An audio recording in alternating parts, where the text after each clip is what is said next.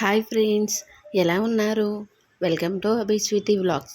ఈరోజు అయితే నేను మీకు టేస్టీ ఎగ్ పులావ్ ఎలా చేయాలో చూపించబోతున్నాను.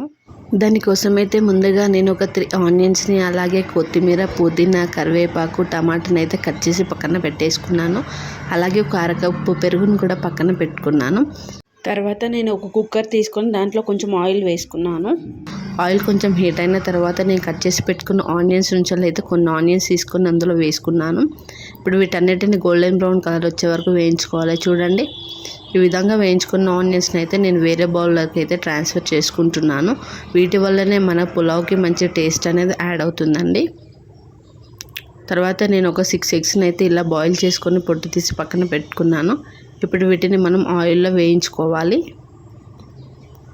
నేను ఇక్కడ ఆయిల్లో ఎలాంటి కారం, ఉప్పు, పసుపు లాంటివి వేయట్లేదు. ప్లెయిన్ ఆయిల్లో ఎగ్స్ని అయితే వేయించుకుంటున్నాను. ఈ విధంగా వేయించుకున్న ఎగ్స్ని అయితే కొద్దిసేపు పక్కన పెట్టేసుకుందాం. తర్వాత నేను ఒక గిన్నెను తీసుకొని అందులో ఒక అరకప్పు పెరుగునైతే వేసుకున్నాను. ఇప్పుడు దీంట్లోనే కొంచెం ఉప్పుని, అలాగే కొంచెం కారాన్ని, నేను కట్ చేసి పెట్టుకున్న పుదీనాని, గుప్పెడు కొత్తిమీరని, కొంచెం కరివేపాకుని, అలాగే నేను ఫ్రై చేసి పక్కన పెట్టుకున్న ఆనియన్స్లో కొన్ని ఆనియన్స్ని తీసుకొని వేసుకున్నాను. ఇప్పుడు ఇందులోనే కొంచెం అల్లం పేస్ట్ని, నాకు ఇక్కడ కారం కొంచెం తక్కువైనట్టు అనిపించిందండి, అందుకని నేను కొంచెం కారాన్ని కూడా వేసుకున్నాను. మళ్ళీ అందులోనే కొంచెం పసుపును కూడా వేసుకున్నాను. ఇప్పుడు వీటన్నిటిని మనం మంచిగా మ్యాగ్నేట్ చేసుకోవాలి.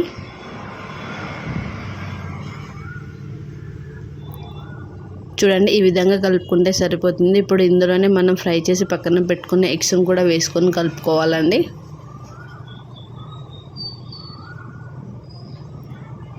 ఇప్పుడు ఈ మిశ్రమం మొత్తం ఎగ్స్కి పట్టేలాగా ఒకసారి మంచిగా కలుపుకోవాలి.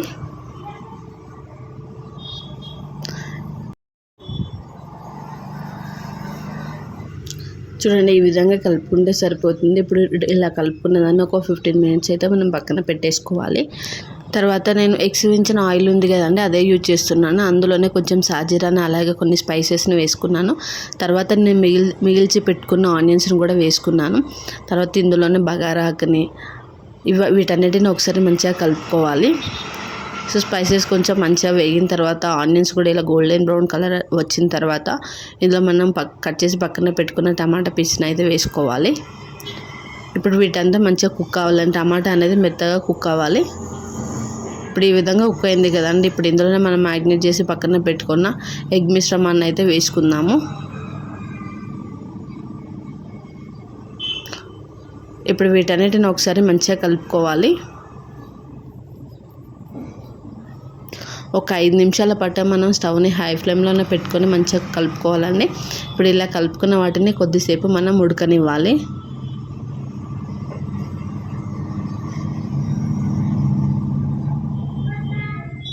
మనం మధ్యలో అయితే ఒకసారి కలుపుతూ ఉండాలి.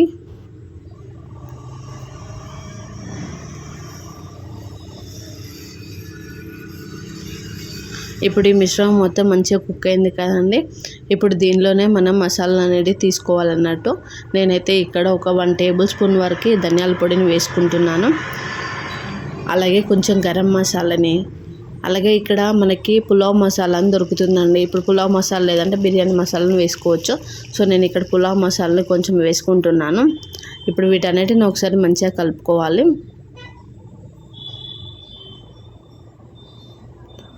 ఇలా కలుపుకున్న మిశ్రమాన్ని అయితే కొద్దిసేపు ఉడికించుకోవాలి. మసాలాలు అనేటివి మంచిగా ఉడికిపోవాలి.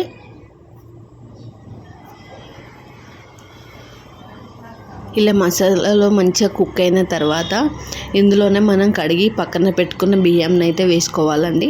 నేనైతే ఇక్కడ 3 కప్స్ వరకు బియ్యంని అయితే తీసుకున్నాను. మనకు రైస్ కప్ ఉంటుంది కదండి, దాంతోనే 3 కప్స్ వరకు అయితే బియ్యాన్ని తీసుకున్నాను. వాటిని మంచిగా కడిగి కొద్దిసేపు అయితే నానబెట్టుకున్నానండి. ఇప్పుడు వాటిని అయితే ఇందులో వేసుకున్నాను.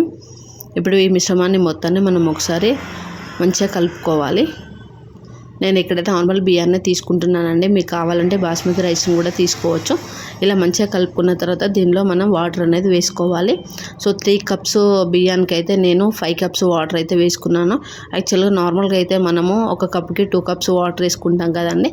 కుక్కర్లో మనం కుక్ చేసినప్పుడు మాత్రం 1 కప్పు వాటర్ అనేది తక్కువ వేసుకోవాలి. అప్పుడే రైస్ అనేది కొంచెం మంచిగా కుక్ అవుతుంది. ఇప్పుడు వీటన్నిటిని మంచిగా కలుపుకున్న తర్వాత నాకు కొంచెం సాల్ట్ అనేది ఇక్కడ తక్కువ అనిపించిందండి, అందుకే నేను సాల్ట్ అనేది వేసుకుంటున్నాను. మీరు ఒకవేళ రుచి చూసుకొని ఏమన్నా తక్కువ ఎక్కువ అనిపించినవి కలుపుకోవాలనుకుంటే మాత్రం ఈ టైంలోనే వేసుకోండి అన్నీ. తర్వాత నేను కొంచెం కొత్తిమీరని అలాగే పుదీనాను కూడా వేసుకున్నాను. ఫ్రైడ్ ఆనియన్స్ ఉన్నాయి కానీ వాటిని కూడా ఇప్పుడు మొత్తం ఇందులో వేసుకుంటున్నాను.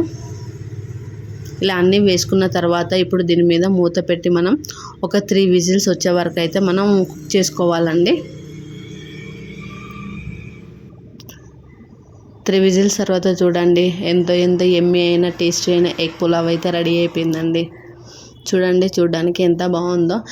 మీరు కావాలంటే ఎగ్స్ని రైస్లోనే వేసి ఉడికించకుండా నార్మల్గా ఫ్రై చేసి పక్కన పెట్టేసుకొని ఇలా రైస్ అంతా కుక్ అయిన తర్వాత దానిపైన కూడా వేసుకోవచ్చు అండి, అప్పుడు కూడా బాగానే ఉంటుంది టేస్ట్. ఇప్పుడు ఈ మిశ్రమాన్ని మొత్తాన్ని అయితే మనం సర్వింగ్ బౌల్లోకి అయితే సర్వ్ చేసుకుందాం. ఎంతో టేస్టీ అయిన ఎగ్ పులావ్ అయితే రెడీ అయిపోయిందండి. మీకు కనుక ఈ వీడియో నచ్చినట్లయితే లైక్ చేయండి, షేర్ చేయండి, అలాగే సబ్స్క్రైబ్ చేయండి ఫ్రెండ్స్.